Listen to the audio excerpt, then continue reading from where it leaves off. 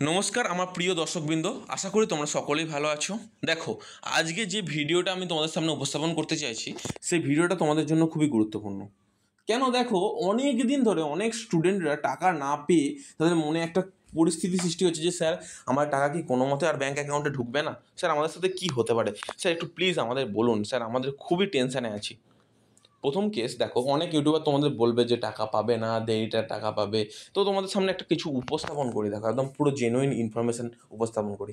প্রথম, যে সমস্ত স্কলারশিপের অ্যাপ্লিকেন্টরা সম্পূর্ণরূপে স্কলারশিপে অ্যাপ্লিকেশান করেছো বা অ্যাপ্লিকেশান পুরো কমপ্লিট প্রসেস ফুল কমপ্লিট, টাকা পাওয়ার জন্য ফুললি এলিজেবল, তারা অবশ্যই টাকা পাবে।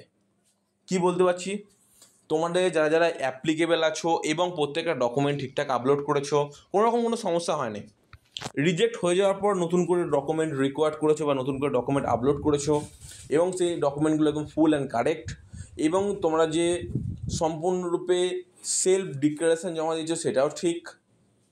অনেক সময় দেখা যাচ্ছে তোমাদের প্রত্যেকটা ডকুমেন্টের ক্ষেত্রে কোনো রকম কোনো ভুল নেই, কিচ্ছু নেই, তারপরেও স্যার আমাদের কিন্তু প্রোফাইলে কোনো রকম কোনো চেঞ্জেস আসেনি, আমার টাকা পাওয়ার কোনো একটা পজিশান তৈরি হয়নি। তাহলে স্যার আমরা এই মুহূর্তে কী করতে পারি একটু বলুন না।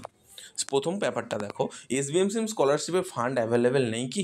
দেখো, ফান্ড এমনিতে অ্যাভেলেবেল ছিল সমস্ত জায়গাতে, কিন্তু সেই টাকাটা কোন ফান্ডে আগে ডিস্ট্রিবিউশন করবে সেটাকে সবথেকে গুরুত্বপূর্ণ ডিসিশান। যেমন ধরো, তোমাদের কাছে টাকা থাকলে তোমরা ফার্স্টে কি ডিসিশান নেবে, যেটা তোমাদের এসেন্সিয়াল প্রয়োজন। আমাদের সামনে 2026-এ কী আসছে, ভোট। এবার ভোটের সব থেকে প্রয়োজনটা আমাদের ভোটের প্রয়োজন আগে, সত্যি কথা বলতে। আর এবার ভোটের জন্য যারা ভোট দিচ্ছে তার ভোটাধিকার ব্যক্তিদের আগে টাকা দেওয়া হচ্ছে, তারপরে যুব সমাজদের পরে দিলেও কোনো সমস্যা নেই, কারণ যুব সমাজ পড়াশোনা করুক আর না করুক তাতে কোনো যায় আসে না, মেন কথা। অন্তত পশ্চিমবঙ্গের কোনো যায় আসে না, যেখানে দরিদ্র মানে অগণিত ছাত্রছাত্রীর সংখ্যা এত পরিমাণে বেড়ে গেছে, যেখানে কিন্তু পড়াশোনার জন্য আগে রাজনৈতিক খেলা চলুক, তারপর পড়াশোনা। এবার দেখা আসা যাক যে স্যার তাহলে কি আমাদের কোনো মতে ব্যাঙ্ক অ্যাকাউন্টে টাকা ঢুকবে না? তো কী হতে পারে স্যার, একটু প্লিজ আমাদের ক্লিয়ার করুন। প্রত্যেকটা ক্যান্ডিডেটের উদ্দেশ্যে বলি, যাদের ব্যাঙ্ক অ্যাকাউন্টের কোনো রকম কোনো সমস্যা নেই, এরপর তোমরা একটা কথা মিলিয়ে নিও, আধার কার্ডের নামের সাথে এবং তোমাদের নামের বানানটা একদম ফুল অ্যান্ড কারেক্ট থাকতে হবে, তাহলে কিন্তু এসবিএমসি স্কলারশিপের টাকা কিন্তু তোমাদের ব্যাঙ্ক অ্যাকাউন্টে ঢুকে যাবে। আশা করি ব্যাপারটা বোঝাতে পারলাম। কারণ দেখো, খুবই গুরুত্বপূর্ণভাবে এই বিষয়টা মাথায় রাখতে হবে যে তোমাদের এসবিএমসি স্কলারশিপের টাকা কিন্তু ব্যাঙ্ক অ্যাকাউন্টে ঢোকানোর জন্য মিনিমাম তোমাদের ক্রাইটেরিয়া হচ্ছে, প্রথমে হচ্ছে তোমাদের যেন ব্যাঙ্ক অ্যাকাউন্টে পুরোপুরি সব ঠিকঠাক থাকে। সেকেন্ড ক্রাইটেরিয়া হচ্ছে তোমরা যে ইনকাম সার্টিফিকেট আপলোড করছো, ইনকাম সার্টিফিকেটে যেন সব ঠিকঠাক থাকে, বা অন্যান্য কিছু যে ডকুমেন্টগুলো আপলোড করছো যেন সেই প্রত্যেকটা ডকুমেন্ট রিকোয়ার্ড এবং ফুললি সাপোর্টেড ডকুমেন্ট হয়ে থাকে, তবেই কিন্তু এসবিএমসি স্কলারশিপের টাকা তোমাদের ব্যাঙ্ক অ্যাকাউন্টে ঢুকবে। আদারওয়াইজ তোমাদের কিন্তু শেষ মুহূর্তে সে রিজেক্ট হয়ে যাবে। দেখা যাচ্ছে যদি তোমাদের কোনো স্কলারশিপের টাকাটা কোনো মতে শুধুমাত্র পেন্ডিং যে ওয়েস্ট বেঙ্গলের বাইরে ব্যাঙ্ক অ্যাকাউন্টের জন্য, তাহলে একটা কথা বলবো, তোমাদের ডাইরেক্টলি এসবিএমসিম পোর্টালে চলে যেতে বলবো, এবং সেখানে এসবিএমসিম পোর্টালে গিয়ে তার সাথে দেখা করে সমস্ত কিছু ব্যাপারটাকে খুলে বলো যে স্যার আমার এই প্রবলেমটা হচ্ছে, আমি প্রবলেমটা ঠিক করতে চাইছি, প্লিজ। তারা তোমাকে অবশ্যই একটা সমস্যার সমাধান করে দেবে, সেই সমস্যাটার সমাধান নিয়ে তোমার জীবনে এগিয়ে যেতে পারবে। আশা করি ব্যাপারটা বোঝাতে পারলাম। এরপর যে সবথেকে বড় গুরুত্বপূর্ণ প্রবলেমটা কথা হচ্ছে জানাচ্ছি জানো, এসবিএমসিম স্কলারশিপে তোমাদের যে ইনকাম সার্টিফিকেট ছিল, অনেক সময় ইনকাম সার্টিফিকেটটা গ্র্যান্ট করছে, অনেক সময় গ্র্যান্ট করছে না, পুরোলি রিজেক্টেড করে দিচ্ছে। এই জায়গায় এটা একটা সবথেকে বড় গুরুত্বপূর্ণ সমস্যা হয়ে দাঁড়িয়েছে তোমাদের জন্য। তো আমি বলি, এই সমস্যাটা কোনো সমস্যাই নয়, এটা এসবিএমসি পোর্টালে যাবে, গিয়ে তোমাদের ওই যে মানে ইয়ারলি ইনকাম সার্টিফিকেট আছে সেটা শো করবে, তাহলেই হবে। ভিডিও ইনকাম সার্টিফিকেট শো করবে, করানোর পরে হচ্ছে আমাদের এসবিএমসি পোর্টাল থেকে ইনকাম সার্টিফিকেট পাবে, সেটা ডাউনলোড করে অ্যাটেস্টেড করে যদি কোনো কারণে রিজেক্ট করে দেয় শুধুমাত্র ইনকাম সার্টিফিকেটের জন্য, বা ধরো রেজাল্টের জন্য, তোমাদের একটা কথা বলবো, এই রেজাল্ট অরিজিনাল রেজাল্ট যেটা আছে সেটা স্ক্যান করে আপলোড করার চেষ্টা করো, যদি আপলোডের ক্রাইটেরিয়া দিয়ে দেয়।